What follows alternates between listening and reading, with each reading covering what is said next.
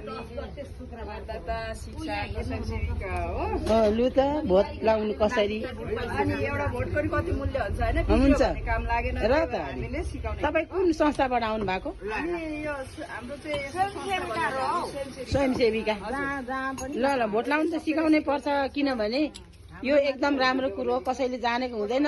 अब यहाँनिर लाउनु पर्ने लगेर त्यहाँ लगेर लगाइदिएपछि त्यो रद्द नै हुन्छ। अनि ठिक ठाउँमा लाउनु पर्यो। सुरुमा सबैलाई नमस्कार है। नमस्कार। अहिलेको पालि 2 थरीको भोट हुन्छ है, एउटा समानुपातिक हो त। अनि हामीलाई अब यो स्वस्तिक चिन्ह र यो स्टोन दिएको हुन्छ है। हजुर। अनि सपोज हजुरहरूले अब कुनै एउटा चिन्ह, यो चाहिँ नमुना पत्र हो, यसमा हाम्रो कुनै पार्टीको चिन्ह हुँदैन है। हुँदैन।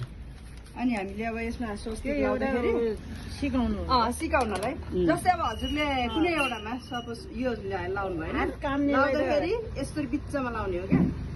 यता यो घेरो यो चिन्हलाई छुन पाइयो होइन, यो चारपट्टिको घेरोलाई छुन पाइएन। यता छुन पाइयो। हजुर, यो चिन्हलाई पाइयो, पाइएन।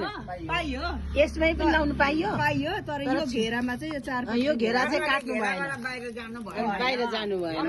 यो 1 नम्बर कुरो होइन। हजुर। यो घेरा छुन पाइएन। अनि अब यसलाई यति त भएर पट्याउने कसरी अब है, पट्याउने यसरी पट्याउँदा भएन, यो मसी लाग्छ दिन्छ होइन।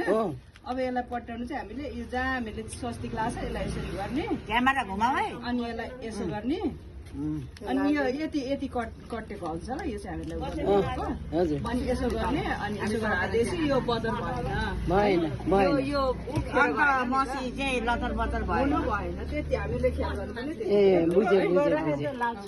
हजुर।